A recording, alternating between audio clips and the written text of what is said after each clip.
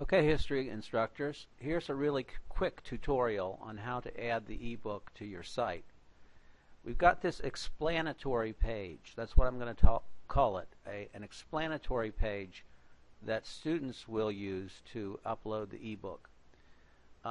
If you can see here, it says that all instructors will provide access on the GeorgiaView site to these ebook files, and there's instructions for instructors. What they need to do is to provide a content page following this one for each file. And of course this one will also be in their GeorgiaView site, but following this one they will have a content file for the EPUB and MOBI file. And then below that I explain to students what students need to do, and it's all there. You can read it yourself and students can read it themselves. But the first step is for you to put these files, starting with this explanatory file, on your GeorgiaView site. So let's take a look at how that's done. This is an example of a GeorgiaView site from 2015. I'll just use that as an illustrative example. And I have placed these files under syllabus. You can place them in any module you want. Maybe you want to place it under a content module, or a separate module all its own. But I put it under syllabus. So you have this OER ebook for History 2112. That is the very file we just looked at. And then there's a content file for the American Yawp, the EPUB version, and then there's a content file for the American Yawp, the MOBI version. Now these two content modules are in your content files once you import the zip file that I just sent you by email. The zip file creates these two content files, the American Yawp EPUB and the American Yawp MOBI. And I'll show you how to add these two files.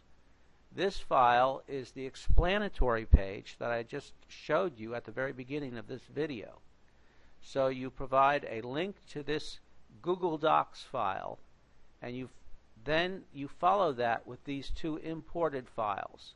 Now here's how you can get those. Go up to Edit Course, click on Edit Course, then click on Course Builder. Click on Course Builder, and then click on Course Files. And once you've imported those course files into your GeorgiaView page, let's go to the end. Let's go to the very end because you just imported it. It's not in 14, but let's try 13. There it is. The American Yawp unknown EPUB. Just ignore that unknown. It's a carryover. Students won't see it. But click unknown EPUB version. Click add it to the course, and it will ask you where you want to add it to. Now I clicked syllabus, and it's actually going to click add that to it, even though it's already there. And since this is the EPUB version, you want to click up here to edit file. Let me go over here. Let's see. Edit file. So you click on edit file, and you'll need to change that to EPUB. So it will show the student that it is an EPUB file. There it is. It's changed the file to an EPUB version, as you can see. So you do the same for the MOBI file. Go back to Course Files. Go back to 13. Oh, that's already there. Click on Unknown MOBI. Add to Course. Choose the module you want it to be in. There it is. It says Unknown. Doesn't say MOBI.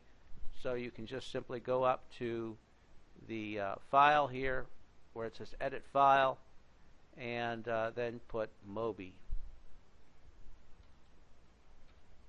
And then save. And now you have actually have 4 pages now, one for EPUB, MOBI, then EPUB and MOBI, but that's because we added 2 more versions of it just so I could show you how that's done. You can remove those files since we've got 2 extra ones. But if you went back, you would see that all 3 are now it's 3, but you can see that all of them are displaying. We don't want that. So there you go. There you go. That's how you add these 3 content modules to the course.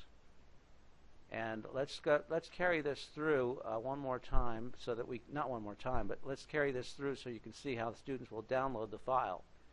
They'll go to syllabus. In this case, let's suppose they want the Mobi version. They'll click on the Mobi version, and it says download.